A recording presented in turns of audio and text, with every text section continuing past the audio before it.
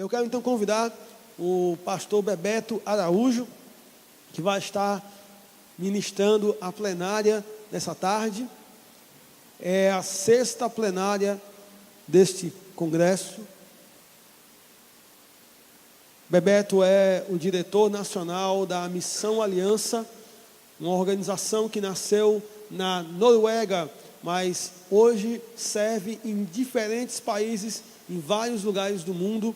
Uma organização apaixonada pela diaconia, apaixonada pela missão integral da igreja, uma organização que apoia e trabalha em parceria com igrejas locais em vários lugares do mundo, incluindo vários lugares também do Brasil. Bebeto é pastor de uma igreja local, concluiu o seu mestrado em missiologia no SEM, ali aos pés do reverendo Elben César, e hoje está conosco para compartilhar a palavra de Deus. Fique de pé no seu lugar, vamos orar pelo Bebeto. Senhor, muito obrigado por tudo aquilo que o Senhor tem feito nesses dias. Temos sido encorajados, animados, abençoados. Quantas iniciativas, Senhor, estão iniciando, quantos projetos estão sendo gestados. Ó Deus, quantos líderes estão sendo desafiados. Te louvamos porque o Senhor nos trouxe aqui para nos encorajar, para nos abençoar e para nos trazer algo mais. Pedimos ao Senhor nessa tarde que fale o nosso coração, não aquilo que queremos ouvir, mas aquilo que precisamos ouvir. Use o Bebeto como instrumento, fale aos nossos corações, precisamos ouvir a Tua voz, é a nossa oração, em nome de Jesus. Amém.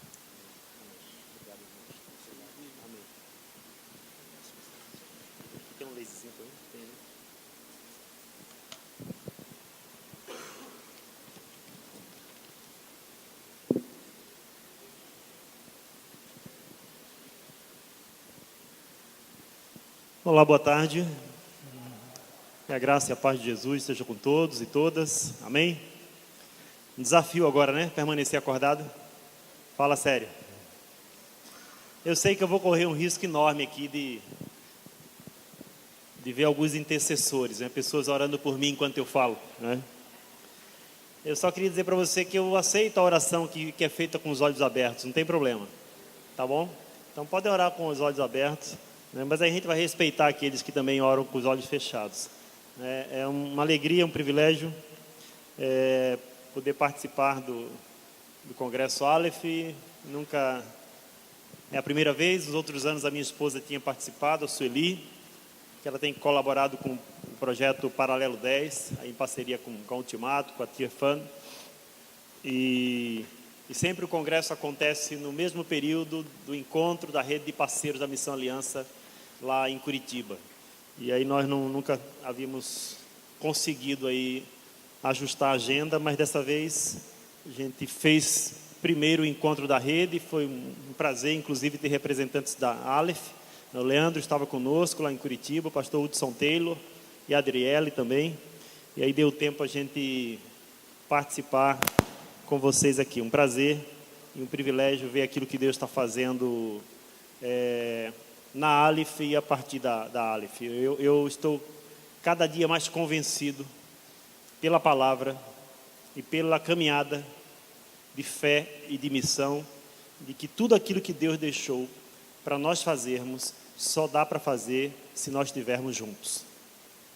Juntos. Não há possibilidade de nós cumprirmos a missão de Deus de maneira íntegra, sem juntarmos uns com os outros, sem trabalharmos em rede com esse espírito de cooperação, que é um dos valores centrais do reino de Deus. Então nós estamos convencidos de que é juntos que nós precisamos trabalhar. Se temos uma bandeira, essa bandeira não é a bandeira da nossa denominação. A nossa bandeira é a bandeira do reino. É isso que nos une, é o reino de Deus que nos une. E é um problema, meus irmãos, quando a gente confunde a nossa denominação com o reino. É um perigo. É um perigo. Um risco que ocorre é que a gente acaba deixando de lado a agenda do reino e a gente assume uma agenda de império.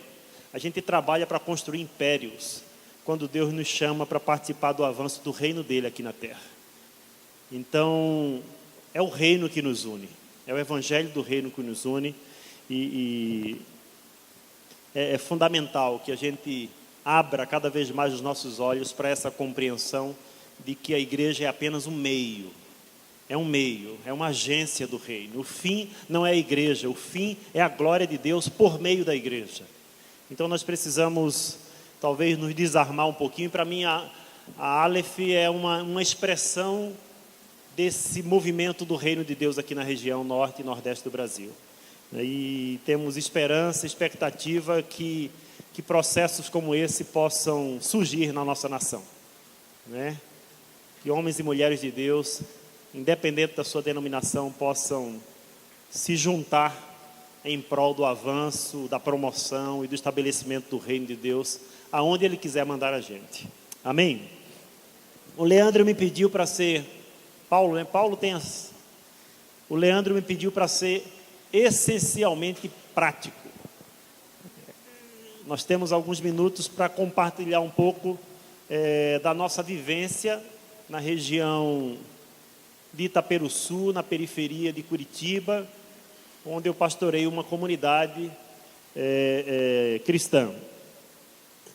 E depois de um encontro como esse, né? Ou durante um encontro como esse, que a gente já ouviu tanta gente boa, tanta gente bacana, especialmente aí o René Padilha, que é gente que, quem está nessa caminhada da missão integral já leu esse homem, né? Então, além de ler, poder ouvi-lo aqui. Então, reflexões profundas, importantes, extremamente significativas e relevantes para a nossa caminhada de fé e de missão. Então, depois de ouvir tanta gente boa, o Leandro fez um convite para que falássemos algo prático da nossa vivência, considerando que é o contexto que nós estamos inseridos. Pode existir algumas semelhanças com o seu contexto, com a sua realidade, e de repente a gente pode partilhar algum princípio, alguma dica da nossa caminhada que pode ser útil para a sua realidade. Mas o Leandro pediu para que a gente fosse prático e não gastasse muito tempo fazendo reflexão, porque a reflexão tem sido feita nesses dias aqui. Então, essa é a minha intenção, esse é o meu objetivo, e eu espero alcançá-lo, não é? Então, vamos mostrar um pouquinho da nossa realidade. A nossa proposta como igreja, na cidade de Itaperuçu, na região metropolitana de Curitiba, é simplesmente essa aí. Nós queremos fazer uma proclamação do Evangelho de Jesus de Nazaré por meio de palavras e ações. Amém? Tranquilo? Estamos juntos? Jesus proclamava o reino e demonstrava o reino. Jesus falava do amor de Deus e demonstrava o amor de Deus de maneira concreta. Deus faz isso. O versículo mais conhecido, né? No mundo, Deus amou o mundo de tal maneira que deu o seu Filho. O amor bíblico não é um sentimento. O amor bíblico é atitude. O que seria de nós, cochilou, o cachimbo cai, né? Não, é brincadeira. Ela está acordada. O que seria de nós se Deus nos amasse apenas de palavras? Se Deus fosse para debaixo da nossa janela fazer declarações de amor, serenatas de amor para a gente, né? Como eu amo vocês, vocês são lindos, maravilhosos, né? Vocês não valem nada, mas eu amo vocês, eu gosto de vocês. E Deus ficasse fazendo declarações de amor não é assim. O amor bíblico não é assim. O que a palavra nos diz é que Deus amou o mundo de tal maneira que Ele deu o Filho dele. Não tem nada de romântico nisso. Isso é atitude concreta de amor. Amém? Atitude concreta de amor. Uma declaração de amor que vem acompanhada por atos concretos de amor. É isso que nós temos procurado fazer como comunidade de fé, como igreja de Jesus de Nazaré, na cidade de Itaperuçu. A gente tem buscado proclamar o Evangelho e demonstrar o Evangelho. Não basta, meus irmãos, a igreja ter uma boa notícia. A igreja precisa ser uma boa notícia. Amém? Que nós temos uma boa notícia, não tem a menor dúvida. Mas não basta termos uma boa notícia. A igreja precisa ser uma boa notícia onde ela estiver. Seja no condomínio de luxo, onde trabalha o Ricardo Agreste, ou seja lá em Itaperuçu, nas quebradas do Vale do Ribeira, seja lá no Coqueiral, seja lá onde você estiver, onde você estiver como igreja, a igreja precisa ter uma boa notícia e precisa ser uma boa notícia. Essa é a reflexão que a gente tem procurado fazer. Se a nossa igreja deixasse de existir, quem sentiria falta dela? Quem no bairro sentiria falta dela? Os membros, certamente, eu espero que sim, pelo menos os membros. Mas os não membros, eu estou pensando nos de fora. Quem é não membro da nossa igreja que sentiria falta da nossa igreja caso ela fechasse? Essa reflexão tem que ser feita, não é? Quando a gente pensa em relevância da igreja, a gente tem que parar de perguntar quantos membros tem e a gente tem que parar de perguntar quanto dinheiro tem na conta bancária. Porque essas duas perguntas são as perguntas que são mais feitas para medir relevância de igreja. Então, se tem muita gente e muita grana, a igreja é relevante. Não, meu irmão. Se a gente operar com a lógica do reino, essa é a lógica do mercado. Você está falando de mercado gospel? Você está falando de mercado religioso? Essas perguntas fazem sentido. Quantos membros tem? E como é que está a arrecadação? Essas perguntas. Mas na lógica do Evangelho de Jesus de Nazaré, a pergunta mais interessante seria essa: se essa igreja fecha, quem vai sentir falta dela no bairro? Essa pergunta tem que ser feita. E a gente precisa encontrar resposta para essa pergunta. É ou não é? Então, não é para fazer reflexão, é só para ser prático. Então, vamos embora. Essa é uma imagenzinha da nossa cidade, dá para ver aí, mais ou menos, está muito claro, né? Tá bom? Tá bom? Né? A cidade é Itaperuçu. Itaperuçu é uma palavra em Tupi-Guarani que significa caminho de pedra. É uma região riquíssima em recursos minerais, né? Riquíssima em calcário, em água mineral e outros minérios. Nessa região, que é uma das regiões mais pobres do Paraná, não é pobre, é empobrecida, porque nessa região tem a maior fábrica de cimento da América Latina, do Grupo Votorantim. Então, se existe a maior fábrica de cimento da América Latina nessa região, essa região não pode ser pobre. Que o Hermílio de Moraes, ele não dava ponto sem nó. Eles estão em cima de matéria-prima para processar durante 350 anos na fabricação de cimento. Então, essa região é riquíssima, do ponto de vista natural, de recursos naturais, é uma região riquíssima, mas é uma região extremamente empobrecida. Itaperuçu tem esse nome em Tupi-Guarani porque é caminho de pedra, uma região com muito calcário e com outros minérios. A gente está, ao mesmo tempo, na região metropolitana de Curitiba e no Vale do Ribeira. Nós trabalhamos como igreja e temos o braço da igreja na comunidade, que é o Centro de Treinamento Monte Oreb. Então, é a Igreja da Vinha Monte Oreb. Nós buscamos ser uma igreja para a cidade e não mais uma igreja na cidade, que já tem bastante, né? Não sei como é na sua cidade. Não faz sentido, talvez, plantar mais uma igreja na cidade, mas talvez faça sentido se plantar mais igreja para a cidade. Então, essa é a nossa busca de ser uma igreja voltada para a comunidade, uma igreja que funciona como igreja e não como clube. Ela não vive para os seus sócios, ela vive para os seus não sócios. E nós temos um outro guarda-chuva jurídico, que dá cobertura jurídica para os programas, que é o Centro de Treinamento Monte Oreb. Então, isso facilita a caminhada e os processos de estabelecimento de parceria na comunidade. O Centro de Treinamento Monte Oreb, nós temos essa logomarca aqui, com esses dois símbolozinhos, um bracinho para cima e um bracinho para baixo, que é uma síntese daquilo que nós acreditamos que é o nosso papel na cidade e a nossa razão de existência. Esse aqui é um símbolo de adoração, e esse aqui é um símbolo de serviço. Nós entendemos que se o camarada faz só isso, se ele passa a vida dele com os bracinhos para cima, ele é um forte candidato a se tornar um fanático religioso. Certo? Se ele faz só isso, só o serviço, ele corre o risco de se tornar um ativista político. E nós entendemos que o nosso chamado, ele contempla a adoração e o serviço. Uma coisa e também a outra. Nós adoramos a Deus e servimos as pessoas. Essa é a nossa razão da existência. Adorar a Deus e servir as pessoas. É mais ou menos uma cruz. Quando a gente pediu para o cara desenhar uma logo, o cara não era cristão. E eu contei um pouco do nosso trabalho e eu fiz alguns gestos para ele. enquanto eu conversava, e eu falava da cruz que tem duas dimensões, uma dimensão que aponta para Deus e uma dimensão que aponta para quem está do teu lado. E essa é a essência da espiritualidade bíblica. A espiritualidade bíblica, ela conecta você com Deus e conecta você com a comunidade. Amém? Conexão com Deus que desemboca em conexão com a comunidade. Conexão com Deus desemboca em conexão com a comunidade. Adoração e serviço. É sempre assim. A conexão com Deus não aliena as pessoas. A espiritualidade bíblica, ela não promove alienação, ela promove engajamento. Engajamento. Então, temos trabalhado assim. Alguns valores, né, que não são valores da Igreja da Vinha ou do Centro de Treinamento Humano, são valores do reino.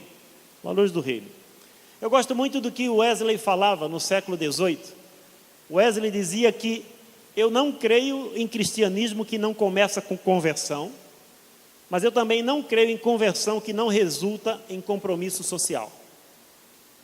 Eu não creio em cristianismo que não começa com conversão, amém? Mas eu também não creio em conversão que não desemboca em engajamento na sociedade. Conversão a Jesus de Nazaré desemboca em engajamento. Então, a gente trabalha por aí. Aí um mapinha que mostra onde está Itaperuçu, é pertinho de Curitiba, né? Curitiba aqui, de centro a centro dá 28 quilômetros apenas. 28 quilômetros. Estamos na região metropolitana, né, de Curitiba. Estado do Paraná, a região do Vale do Ribeira.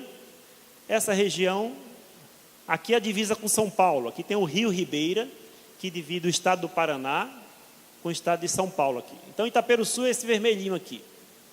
E aqui é a região do Vale do Ribeira, na Poção Paraná. Não sei se vai.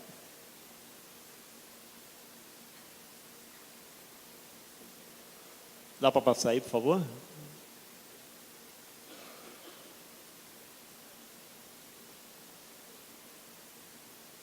Aí. Algumas características da nossa região, né? O Vale do Ribeira é um dos 13 bolsões de miséria do país. Eu sei, sempre que se fala em pobreza, se fala em Nordeste, né? Especialmente na televisão. Eu convido vocês a conhecer a região do Vale do Ribeira, viu? Eu convido vocês a conhecer a região do Vale do Ribeira. Esse é um dos 13 bolsões, é um dos territórios, era um dos territórios da cidadania na política do governo anterior. É uma região de altíssima vulnerabilidade social, de forte ausência do Estado, né? Muita opressão do ponto de vista social, do ponto de vista econômico, do ponto de vista religioso, e uma região extremamente rica, como eu já falei, em recursos ambientais. Então, uma região de muita riqueza é uma região muito empobrecida, encravada entre dois estados importantes da nossa nação, o estado do Paraná e o estado de São Paulo, né? Não sei. Não sei se o problema é comigo ou se é aí. Aponta para aqui, aponta para lá. A resposta vem do alto, né? Não sei. Consegue dar uma... passar aí, não? Também não.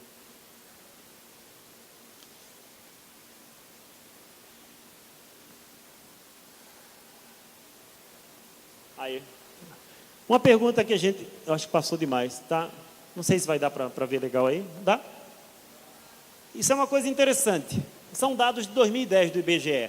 Mas nós temos uma presença evangélica muito significativa nessa região, que é um dos grandes bolsões de miséria do país. Não é? Nós temos no Vale do Ribeira, 28% da população é evangélica nessa região. Não é? Esse percentual ele é mais alto do que no estado do Paraná, do que na região sul, do que no estado de São Paulo e do que na região sudeste. O Brasil é em torno de 22,2% de população evangélica. No Vale do Ribeira, nós temos 28% da população, em 2010, se dizia evangélica. E a pergunta que a gente começou a fazer como comunidade de fé, o que é que essa presença evangélica significa quando a gente pensa em questões relacionadas à injustiça social? O povo do Deus que ama a justiça está presente no Vale do Ribeira. E o que é que a presença do povo, do Deus que ama a justiça, o que essa presença tem de significado quando a gente pensa em temas, em questões relacionadas à injustiça social? Nós temos um dado interessante de um município do Vale do Ribeira, Doutor Ulisses. Doutor Ulisses tem 80% da população evangélica. Doutor Ulisses é o segundo município mais pobre do estado do Paraná. 399 cidades. O segundo mais pobre é Doutor Ulisses. Não tem seca, não tem vulcão, não tem terremoto, não tem furacão, nada, absolutamente nada. Pobreza como fruto da corrupção no poder público, o desvio de recurso público, a apropriação de bens públicos. Eu andei muito pelo Vale do Ribeira durante 15 anos. Já entrei algumas vezes na Câmara de Vereadores e na Prefeitura de Doutor Ulisses. Ninguém dá bom dia e boa tarde na Câmara de Vereadores de Doutor Ulisses, nem na Prefeitura de Doutor Ulisses. Não é porque eles não são educados. Sabe por que eles não dão boa tarde nem bom dia? Porque eles dão a paz do Senhor. Você vai entrando nos corredores da Prefeitura de Doutor Ulisses e as pessoas vão te cumprimentando. A paz do Senhor, a paz do Senhor, a paz do Senhor. Uma sujeira, meus irmãos. Uma vergonha. Uma vergonha. 80% de cada 10 pessoas que você cruza na rua, 8 se dizem evangélicas. Segundo município mais pobre do estado do Paraná. Pobreza como fruto de corrupção, de opressão religiosa. Pois é. Deveria ser incompatível, né? A palavra corrupção com a palavra evangélicos, mas não é. A corrupção é incompatível com o evangelho. Com o evangelho. Com evangélicos parece que a corrupção deixou de ser uma palavra incompatível, né? Eu saí de Curitiba, o Cunha estava chegando lá. Né? No dia que eu viajei para aqui, ele viajou de Brasília para lá, está preso lá. Né? Alguns chamam ele de irmão Cunha. Não é meu irmão não, né? Mas é outro assunto, né? Então, a partir desse contexto, a partir dessa leitura, como igreja, como comunidade de fé, nós começamos a pensar que resposta a gente pode dar para a nossa comunidade. Não é? Que resposta. Eu fiz um resgate aqui nessas imagens de algumas fotos antigas, tá? Então vocês vão ver algumas fotos que são antigas, porque foram fotos tomadas nesse processo de 15 anos que eu vivi na comunidade de Itaperuçu, né? Desde abril de 97 até julho de 2012. E eu sigo pastoreando a igreja, mas a gente fez a transição na liderança da organização do Centro de Treinamento Monte Oreb, o Abel, um camarada, um companheiro, um irmão de fé, que andou comigo por 13 anos. O Abel, quando eu o conheci, ele era um cobrador de ônibus. O Abel, quando eu estava saindo do Monte Oreb, o Abel estava terminando o MBA dele, em gestão de organizações de terceiro setor. É um administrador de empresas, um garoto comprometido com o evangelho, com excelência no serviço. E é um camarada que andou comigo e a gente fez a transição para que o Abel assumisse a liderança da organização. Eu tinha como alvo, se a gente trabalha com desenvolvimento comunitário, desde uma perspectiva bíblica, o meu alvo era me tornar desnecessário. Para mim, um bom sinal de desenvolvimento era quando as pessoas que nasceram em Itaperuçu pudessem conduzir todos os trabalhos e programas que são desenvolvidos lá. Eu estava mergulhado na cidade, mas eu sou de Recife. Eu sou pernambucano. Eu mergulhei em todos os espaços de controle social, a gente estava junto, mas eu queria ver as pessoas que nasceram ali, que ouviram a vida toda, que só tinha um jeito delas darem certo na vida, se saíssem de Itaperuçu, porque aquela cidade não tinha futuro. E hoje a gente pode olhar para essa organização, que tem mais de 70 colaboradores contratados, todos nasceram ali. A diretora pedagógica da escola, que era uma empregada doméstica. O gestor financeiro, que era um servente de pedreiro. Hoje tem MBA na área de gestão de organizações de terceiro setor. O diretor executivo da organização, que era um cobrador de ônibus, é um administrador de empresa, especialista também em gestão de organizações de terceiro setor. A educadora física, que era empregada doméstica e que é professora hoje, pós-graduada. Todas as pessoas que nasceram na comunidade, que o Evangelho chegou até elas, resgatou sua dignidade e potencializou ela para que elas pudessem servir. Não que as outras profissões tivessem problema, não é isso. O problema é você achar que se você nasceu em Itaperuçu, você serve para construir prédio em Curitiba, para limpar a casa das madames em Curitiba e para coletar o lixo de Curitiba. Porque essa é a realidade de Itaperuçu, da mão de obra que se desloca para Itaperuçu. Então, se você é de Itaperuçu, é para isso que você serve. Mentira. É mentira. As pessoas têm o direito de escolher quem elas querem ser na vida. E o Evangelho chegou e criou oportunidade para essas pessoas, e eu fui dando passos para trás. E para mim um princípio importante é que não há ministério bem sucedido se o líder não prepara um sucessor. Não há ministério bem sucedido se o líder não prepara um sucessor. Tenha cuidado. Se você sair da sua organização daqui a 5 anos, da sua igreja, ela fecha ou ela segue? Forma discípulos, meus irmãos. Forma discípulos. A gente que trabalha com desenvolvimento comunitário, a gente fala muito em empoderamento, né? É uma palavra que nem tem em português, mas a gente gosta dela. É bonita, cheia de significado. Tem em espanhol e tem em inglês. Empoderamento. Empoderamento é transferência de poder. Certo? Mas para o pobre ganhar poder, você tem que perder poder. Tá ligado? Para o pobre ganhar poder, os políticos precisam perder poder. Por isso que os caras ficam doidos e querem matar a gente, né? Porque para o pobre, quando o pobre é empoderado, por mais que você olhe para que o poder caia do céu, o empoderamento acontece aqui, ó. Quando o pobre ganha poder, você tem que perder poder para que ele ganhe poder. Então, o modelo é Jesus de Nazaré, viu? O modelo é Jesus de Nazaré, que delega autoridade, que capacita, que empodera, que habilita, que impulsiona, que não tem medo de ver as pessoas crescendo e amadurecendo. Então, leve em consideração isso. Leve em consideração isso, que não há ministério bem sucedido se o líder não prepara um sucessor. Então a gente começou os processos de leitura da Bíblia e de leitura do nosso entorno. Além de ler a Bíblia, a gente precisa aprender a ler a nossa comunidade, ok? Se a gente quer servir, a gente precisa entender a nossa comunidade, a gente precisa ouvir a nossa comunidade, né? Esse texto de Tiago, capítulo 4, verso 17, todo mundo conhece, né? Quem sabe que deve fazer o bem e não faz, o que é que diz? Que o Senhor nos perdoe, né? Toda vez que você pode fazer o bem e não faz, você está pecando, diz a palavra. A gente foi meio doutrinado, ou discipulado, ou ensinado para associar sempre pecado àquilo que a gente faz. É ou não é? Você fala para o irmão assim, ô, fulano de tal pisou na bola. Aí o irmão fala assim, o que é que ele fez? É ou não é? O irmão quer orar pelo outro, é só isso. Não é nada de fofoca, né? Dificilmente você fala assim, fulano pisou na bola. Aí o cara pergunta assim, o que é que ele não fez? Ninguém pergunta assim, né? Porque a gente está sempre associando o pecado àquilo que a gente faz e nunca àquilo que a gente não faz. Aí vem Tiago, o irmão do Senhor, e quebra as pernas da gente, né? Tiago é bom, né? Tiago é bom, sim.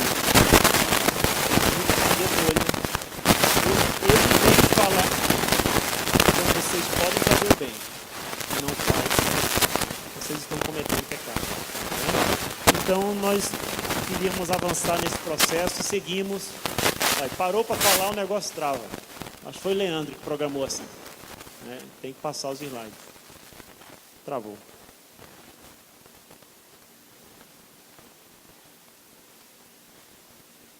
Não?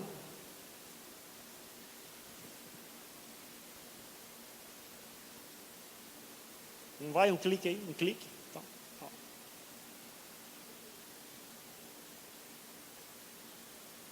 Não? Ó, ok. Eu vou em frente, senão vai estourar o tubo. Vocês podem ler isso aí para eu tomar água?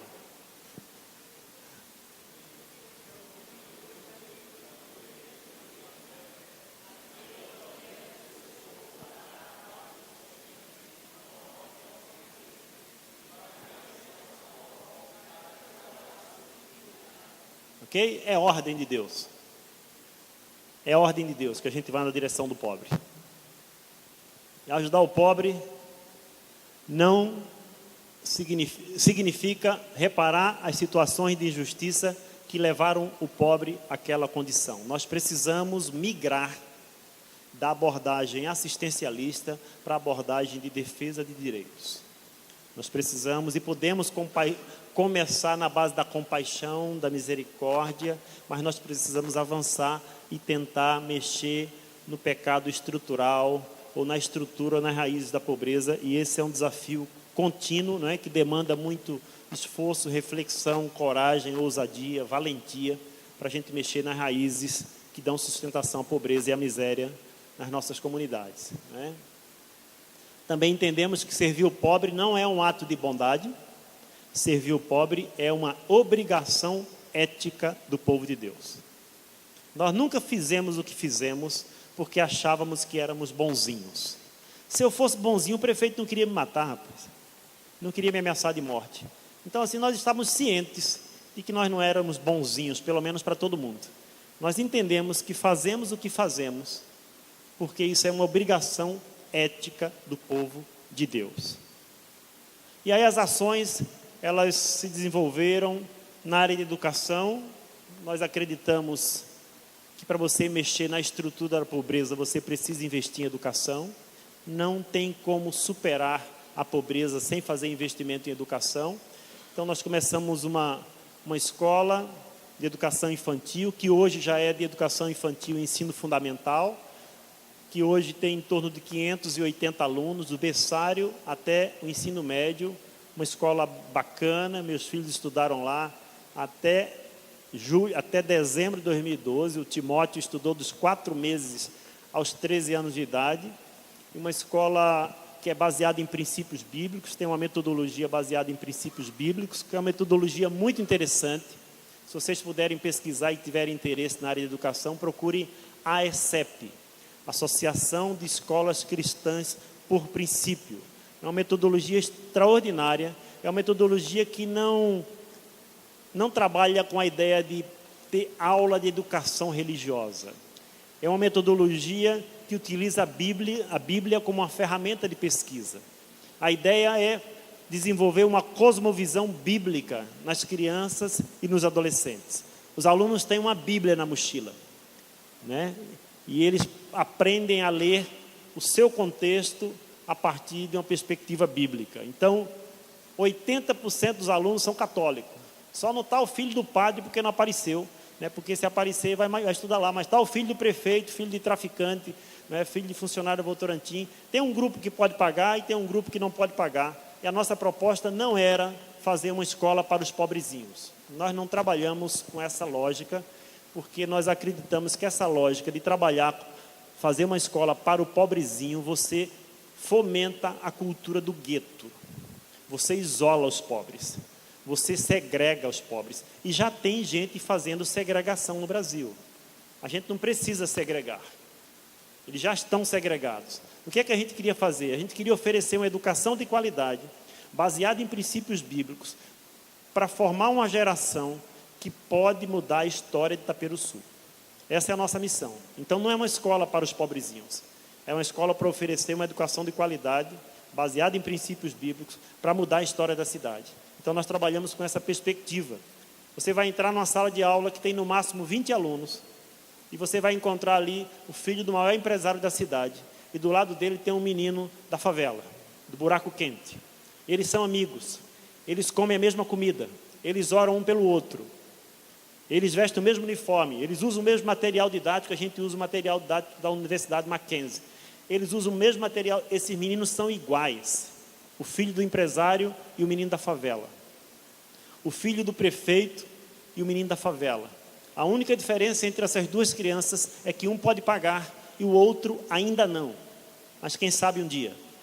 Não é? E nós temos um sistema de concessão de bolsa para viabilizar a permanência desse garoto que não pode pagar a escola. Então, não é? Eu brinquei na sala ali que era um esquema de Robin Hood, né? Você tira do rico, dá para o pobre, tira do rico, dá para o pobre, tira do rico e dá para o pobre, né? Então, é uma escola para todos, uma escola para todos. Temos ações com esporte, educação de valores através do esporte. Eu não vou explicar mais cada uma delas, porque o tempo não vai dar. Então, mas a ideia é oferecer uma prática esportiva supervisionada e desenvolver valores através da prática esportiva. Começou com futebol, expandiu, hoje tem skate, tem jiu-jitsu, tem karatê, capoeira, vôlei e basquete, várias modalidades, aí em torno de 350 crianças e adolescentes nos programas com esporte. Ele fez uma conexão do esporte com a vida do garoto, né?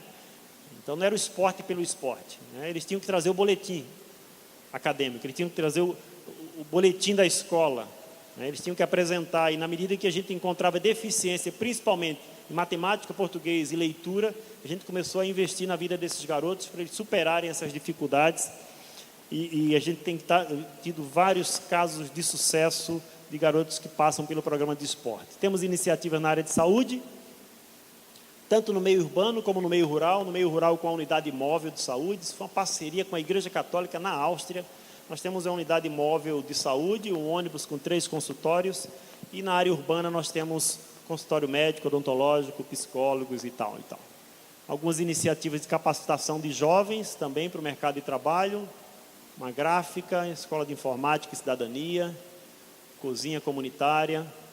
Essa é uma iniciativa bacana em parceria com a Universidade Federal do Paraná, especialmente com o Departamento de Direito, que é uma iniciativa para formar agentes de defesa de direito. Nós temos um trabalho já que vem desenvolvendo desde a época que eu estava lá, de formação de jovens para o exercício da cidadania, dentro de uma perspectiva também do discipulado integral. Os garotos e garotas recebem um kit com uma Bíblia, com a Constituição Federal e com a lei orgânica do município, e a gente tem um processo de formação dessa garotada para a atuação deles como cidadãos. E tem um grupo contínuo de acompanhamento dos trabalhos na Câmara de Vereadores. Essa garotada tem incomodado um pouquinho os vereadores lá, que tentam fazer as sessões na Câmara escondidas, né? Ações no meio rural também, de desenvolvimento rural na comunidade. Temos uma iniciativa com agroecologia. Nós temos o direito de comer sem veneno, né? De comer alimento orgânico, alimento saudável. E nós queríamos isso. E tem mercado de orgânico em Curitiba, mas não tem em Itaperuçu, né? E aí o que é que a gente faz? Eu quero que as crianças da escola comam sem veneno. E eu vou quebrar tudo, porque não tem orgânico na cidade. A gente começou a produzir orgânico. A Adriele conheceu a chácara, né? Cadê a Adriele? Gostou da chácara lá, né? Então a gente produz, ainda não é completamente autossuficiente, mas uma boa parte da nossa alimentação vem da chácara, produtos de qualidade, né? Sem agrotóxico, né? Produz frango, ovos, carne suína, carne bovina, verduras, frutas. Uma boa parte do que é consumido, mel, né? É produzido na chácara, que fica a 1,5 km da área central da cidade. Esse é um programa que a gente desenvolveu em parceria com uma fundação no Canadá para qualificar o quadro da nossa organização. É daí que saiu a nossa liderança, né? Todos esses garotos aí, garotas, né? Esse veio da construção civil também, o Joãozinho, o Jackson também. Essas duas meninas eram diaristas, eram empregados domésticos em Curitiba, e o Abel, que era o cobrador de ônibus, esse garoto que assumiu a liderança no meu lugar. E a gente desenvolveu esse programa para qualificar a garotada. Eu sei que muita gente, quando fala em missão, você manda para o seminário, não tenho nada contra. A gente resolveu mandar para a universidade, né? Porque nós entendemos que esse também é um espaço de formação, e de que se Deus reina sobre a vida do indivíduo como um todo, a universidade também está na esfera do domínio de Deus, e não só os seminários teológicos, né? A gente tem que acabar com essa dicotomia, né? Parece que o seminário teológico está na esfera da ação de Deus, a universidade está na esfera da ação de Satanás, né? É secular, e isso é gnosticismo. Isso não é evangelho de Jesus de Nazaré, né? Então nós mandamos o pessoal para a universidade. Se você perguntar para a Sheila Sheila, qual é o teu chamado? Ela fala assim: Deus me chamou para ser pedagoga. Certo? Se perguntar para o Abel fala assim: Deus me chamou para ser administrador. Esse é o meu chamado. Não tem dicotomia, meu irmão. Não é segunda a sexta eu sou administrador, sábado e domingo eu sou crente. Não existe isso. Não existe isso. Não é? Se perguntar para a dona Sirlene, que não estudou, ela é cozinheira. Dona Sirlene, qual é o chamado de Deus para a sua vida? Ela fala assim: Deus me chamou para ser cozinheira. Esse é o meu chamado. Por isso que eu faço com excelência. Por isso que eu faço melhor. Porque eu, além de estar servindo essas crianças, eu estou servindo o Senhor através dessas crianças. Eu nunca esqueço que ela termina sempre a explicação dela dizendo assim: no final do mês eu ainda recebo salário, né? Porque até o salário ganha uma outra conotação para uma mulher que entende que através do seu trabalho ela está servindo o Senhor, não é? Aí você é crente de domingo a domingo, você não é crente só no domingo, não é? Então isso é tudo gente que passou pelo programa, não é? Gente com formação em várias áreas. Ao invés de cair na tentação da gente buscar mão de obra qualificada em Curitiba, que está a 27 quilômetros, a gente resolveu empoderar, potencializar e formar as pessoas da comunidade. Da comunidade. Demora mais? Demora mais. Quem tem visão imediatista, foge. Né? Eu recomendo, quem tem visão imediatista vai trabalhar com coisa e não com gente. Com gente é processo, meu irmão. Com gente é processo, é investimento de médio e longo prazo, é formação, é educação, é empoderamento. Então foi um processo mais longo, mas hoje nós temos um quadro de 72 colaboradores, todos com formação superior, com especialização, com pós-graduação e alguns entrando no mestrado.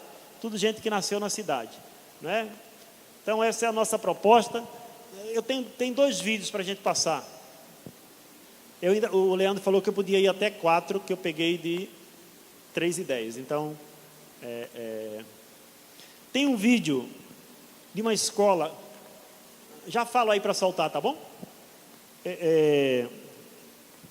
Quando as coisas estavam bem estabelecidas já na área urbana, e a gente acha que vai dar uma respirada, uma senhora da nossa comunidade, da nossa igreja, a dona Vitória, ela tinha uma experiência de um mês e pouco de conversão, e ela era uma conselheira tutelar. Foi uma coisa que a gente fez intencionalmente. A gente treinou os membros da igreja, vem treinando os membros da igreja para serem membros da cidade, e não apenas membros da igreja. Então a gente promoveu um discipulado que levou gente para assumir a presidência do Conselho Municipal de Direito da Criança. A gente fez um discipulado que levou gente para assumir a presidência do Conselho Municipal de Assistência Social de Itaperuçu. A gente fez um discipulado que levou gente para assumir a liderança do Conselho Municipal de Saúde, não é?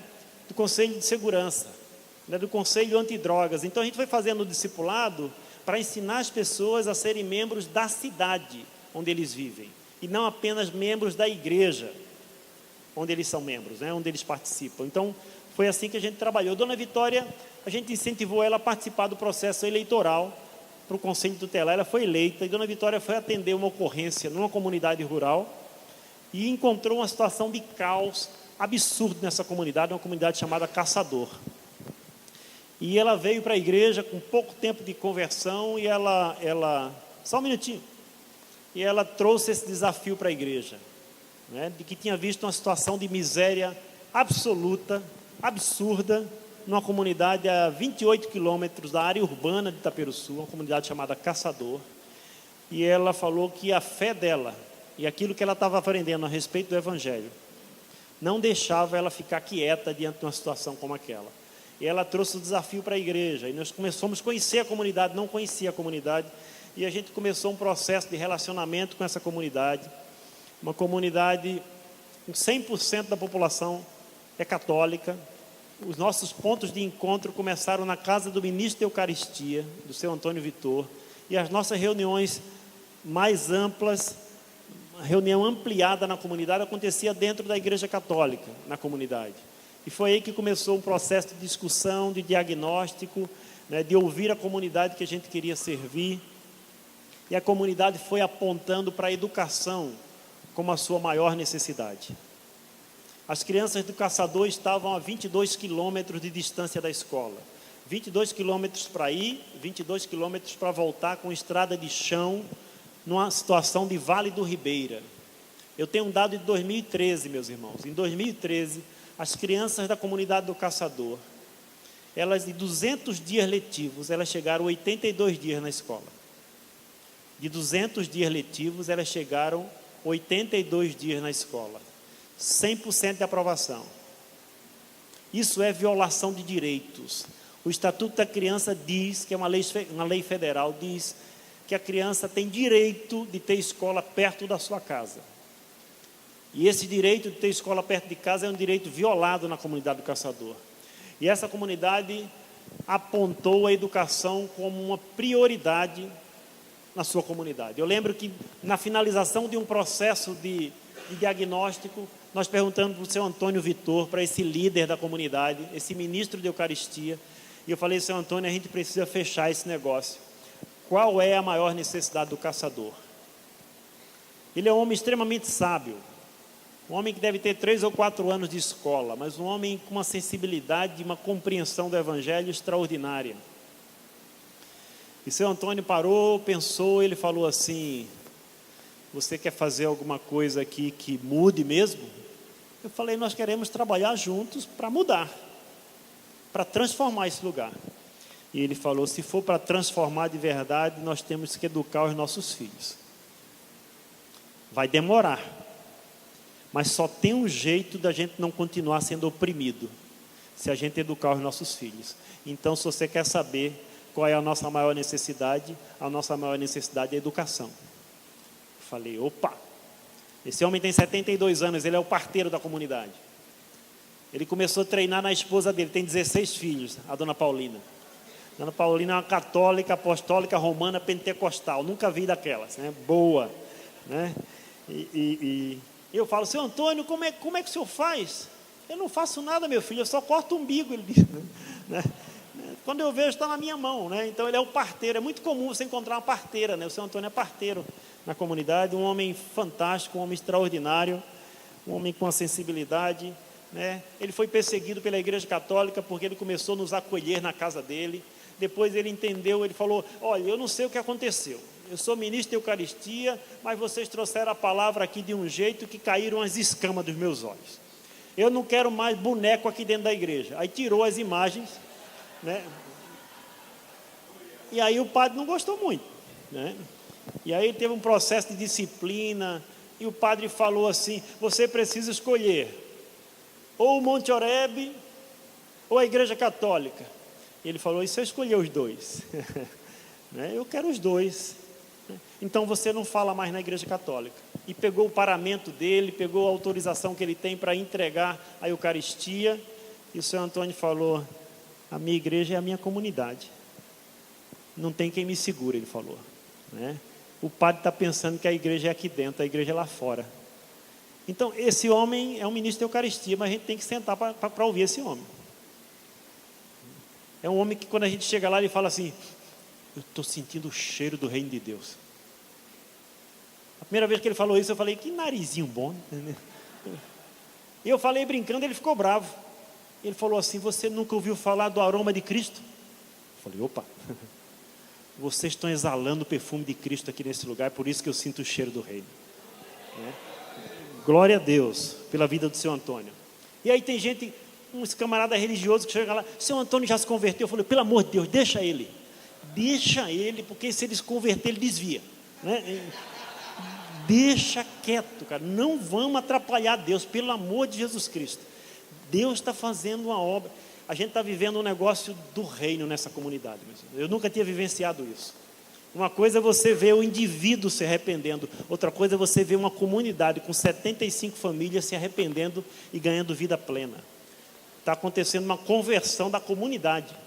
E a fala é essa. Está caindo umas escamas dos nossos olhos, eles falam. A gente reúne na igreja católica mesmo. Não tem problema não. A gente é do movimento sem igreja. A gente chega, ocupa e resiste, né? Então, não tem, já estava construído, é só entrar. Então, não tem problema. A gente reúne muito nas casas, né? A gente trabalha com os grupos de reflexão bíblica na comunidade do Caçador, é um negócio fantástico. Então, estamos 10 anos da comunidade, 10 anos. nós construímos um centro de desenvolvimento nessa comunidade, partindo do pressuposto que todo mundo tem algo para dar. Não trate o mais vulnerável como coitadinho. Ninguém é coitadinho. Deus só criou homem e mulher. Deus não criou coitadinho. A gente parte do pressuposto de que o trabalho se torna de fato transformador quando você não faz para as pessoas, mas você faz com as pessoas. E nós escrevemos um projeto para construir um centro de desenvolvimento, conseguimos uma parceria com a igreja anglicana lá na Irlanda do Norte, mas não temos dinheiro para o terreno. E nós levamos essa boa notícia de que o projeto tinha sido aprovado no dia da missa na comunidade do Caçador. E foi uma festa, eles estavam orando para que o projeto fosse aprovado. E nós conseguimos o recurso, 70% do recurso para construir o centro de desenvolvimento. E eu cheguei na igreja católica e falei, agora eu tenho um problema. Nós não temos terreno para construir. Nós temos o dinheiro para a construção, para o material de construção, a mão de obra é da comunidade, mas nós não temos o terreno. E não tem grana para comprar terreno. E aí daqui a pouco, no meio da missa, começa uma discussão lá no fundo, porque tinha duas famílias brigando porque queriam doar o terreno para a gente, né? Eu falei, aí a gente chegou com um problema, viraram dois, né? E aí começou um processo de discussão, porque duas famílias queriam doaram uma área de 9 mil metros quadrados. Foi um processo muito bonito, porque naquele dia aflorou também na igreja católica uma tensão na liderança. Eram duas famílias de ministros de Eucaristia que estavam brigando para doar o terreno. Então tinha um negócio ligado a poder na comunidade. E a gente acabou tendo a oportunidade de poder tratar isso, né? Eu lembro, e agora, o que é que a gente faz? Tem duas famílias brigando para doar a terra. E tinha um senhor lá no fundo, ele falou assim, Bebeto, que tal a gente votar? Eu falei, democracia, né? Eu lembrei do conselho do meu pai falava assim, se democracia fosse bom, não começava com demo, né? Mas é brincadeira. Mas naquele momento, eu perguntei para esse cidadão, eu falei, meu irmão, e se seu Antônio ganhar, o que acontece com o João? Ele falou, o João perde? Eu falei, mas será que a gente não consegue resolver de uma maneira que todo mundo ganhe? Por que a resolução de conflito, de problema nosso, é sempre com esse pressuposto? Eu vou ganhar, você tem que perder. Será que não tem solução na base do ganha-ganha? Eu acho que no reino, os problemas se resolvem na base do ganha-ganha. Para o seu Antônio ganhar, o João não precisava perder.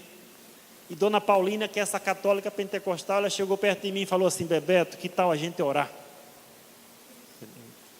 Eu falei, vamos orar então, pessoal? Agora não, meu filho. Uma semana de joelho. Eu falei, está entendendo? Eu tenho dúvida de quem é que tem que se converter, né? Uma semana Deus vai falar com a gente, meu filho. E nós fomos orar. Acabou a reunião. Dona Paulina acabou com a reunião, botou todo mundo para orar. Chegamos no sábado seguinte. E esse mesmo cidadão que tinha proposto a votação, né, essa coisa do partido, meu pai também falava isso, se partido fosse bom, o nome era inteiro, né? Então, não entra nisso, meu filho, ele falava. Mas esse mesmo cidadão, ele falou assim, Bebeto, eu tive uma ideia, a gente tem que pensar qual é o terreno que precisa cortar menos. Ele estava falando de terraplanagem, a área lá é topografia acidentada. Ele falou, o terreno que corta menos, a gente vai gastar menos horas de máquina. Quando ele falou isso, todo mundo disse, é o terreno do seu Antônio. Aí o João, que estava brigando com o seu Antônio, falou assim, eu dou o dízimo da máquina. E foi uma celebração, uma alegria, um momento de adoração muito especial.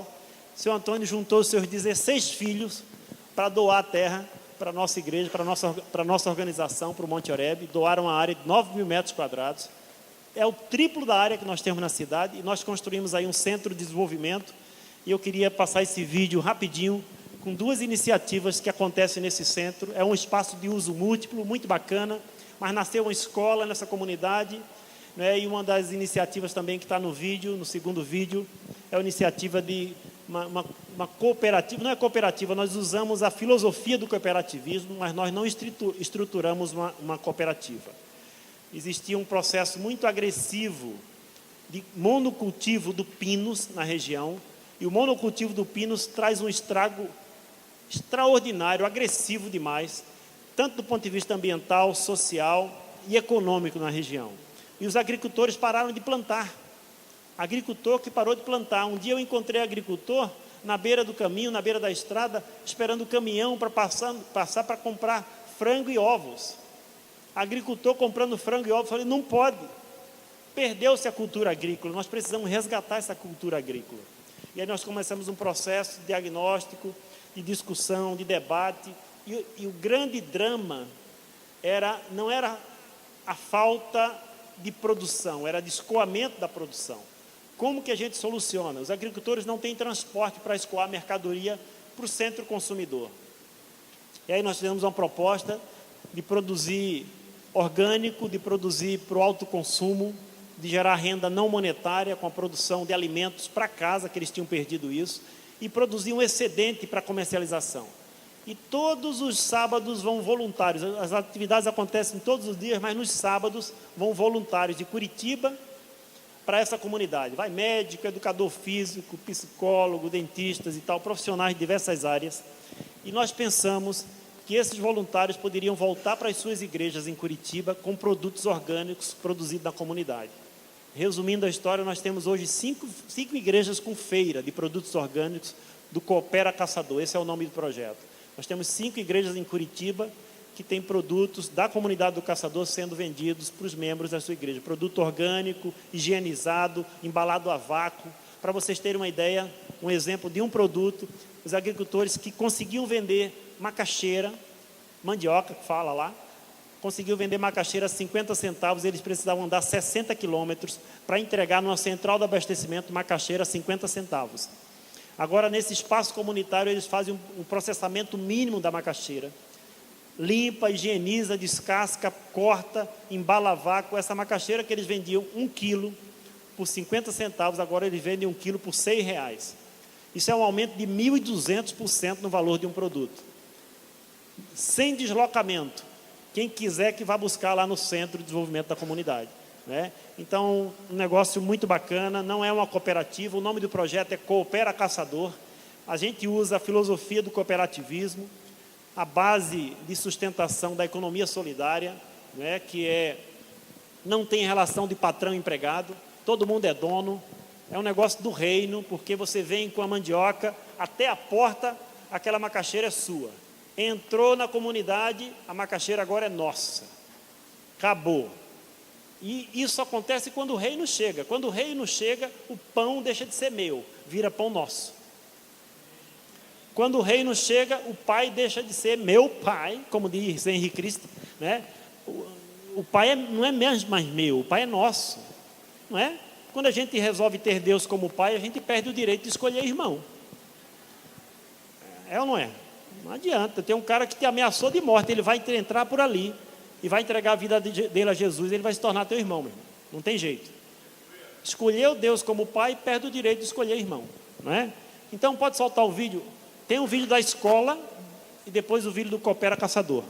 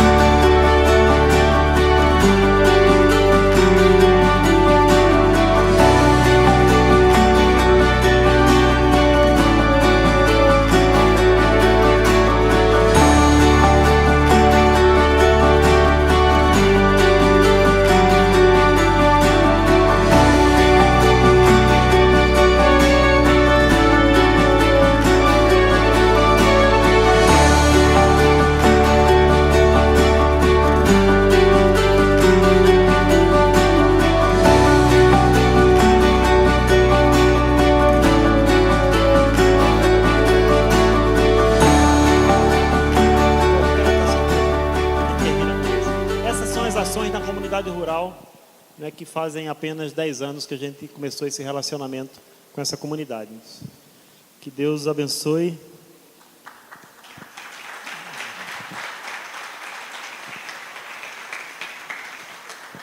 E se quiserem conhecer lá, vocês estão convidados. Tá bom? Meus irmãos, que Deus abençoe, que Deus possa incentivá-los, encorajá-los e alinhar a agenda da sua vida e a agenda da sua comunidade, a agenda dele. Amém?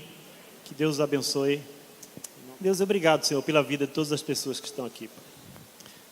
Obrigado por esse ajuntamento de gente que ama o Senhor, que ama o Teu reino e que ama a Tua missão, Pai. Eu oro para que o Espírito Santo do Senhor alargue a nossa visão. Que o Espírito Santo do Senhor faça com que cada vez mais a agenda das nossas comunidades coincida com a agenda do Senhor para este mundo. Ajuda-nos a discernir as Tuas intenções e os Teus propósitos nas comunidades onde nós estamos servindo, Pai. Ajuda-nos a fazer nas nossas comunidades, onde nós estamos servindo, aquilo que o Senhor faria se estivesse em nosso lugar. Ensina-nos a ouvir as pessoas que nós queremos servir. Ensina-nos a amar as pessoas que nós queremos servir. Que haja entre nós coerência entre o nosso discurso e a nossa prática. Que o Espírito Santo do Senhor nos mova na direção das Tuas intenções e dos Teus propósitos. É o que nós oramos com gratidão, em nome de Jesus. Amém e amém.